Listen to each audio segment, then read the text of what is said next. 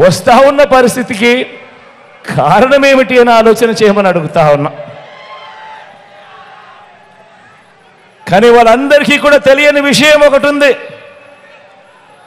వాళ్ళందరికీ కూడా తెలియని విషయం ఒకటి ఉంది. ఇంతమంది జతకట్టి వచ్చినా కూడా వాళ్ళందరికీ తెలియని విషయం ఒకటి ఉంది. 99 మార్కులు తెచ్చుకున్న స్టూడెంట్ 99 మార్కులు తెచ్చుకున్న స్టూడెంట్ పరీక్షలకు భయపడతాడా అని అడుగుతా ఉన్నాను.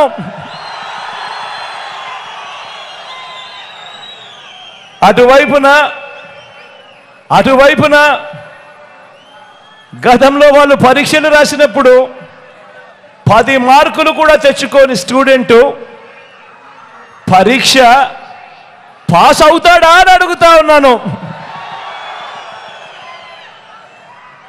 ఎన్నికల మేనిఫెస్టోను ఓ బైబిల్ గాను, ఓ ఖురాన్ గాను, ఒక భగవద్గీత గాను భావిస్తూ ఏకంగా 99% వాగ్దానాలు నెరవేర్చిన మన విశ్వసనీయత ముందు 10% వాగ్దానాలు కూడా తన హయాంలో ఎప్పుడూ నెరవేర్చని మోసం చేసిన బాబు ఆయన కూటమి నిలబడగలుగుతుందా అని అడుగుతా ఉన్నాను. ఈ సందర్భంగా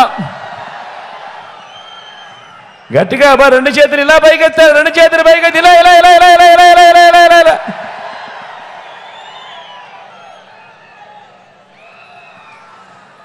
విలువలు విశ్వసనీయత లేని ఇలాంటి వారితో, విలువలు విశ్వసనీయతలు లేని ఎలాంటి వారితో, ఇలాంటి వారితో 30 పార్టీలు కలిసి వచ్చిన ఇలాంటి పొత్తులను చూసి మన అభిమానులు కానీ, మన పార్టీ నాయకులు కానీ, మన పార్టీ కార్యకర్తలు కానీ, మన వాలంటీర్లు కానీ ఇంటింట అభివృద్ధి అందుకున్న ఆ పేద వర్గాలు కానీ వీరిలో ఏ ఒక్కరైనా కూడా భయపడతారా అని అడుగుతా ఉన్నాను. రెండు చేతుల పైకి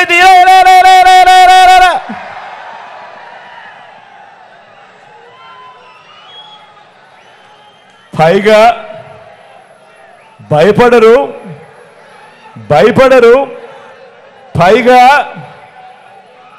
చెబుతున్న ఒకే ఒక్క సమాధానం, భయపడరు, పైగా చెబుతున్న ఒకే ఒక్క సమాధానం,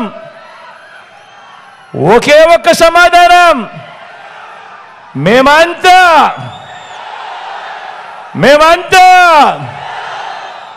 సిద్ధమని.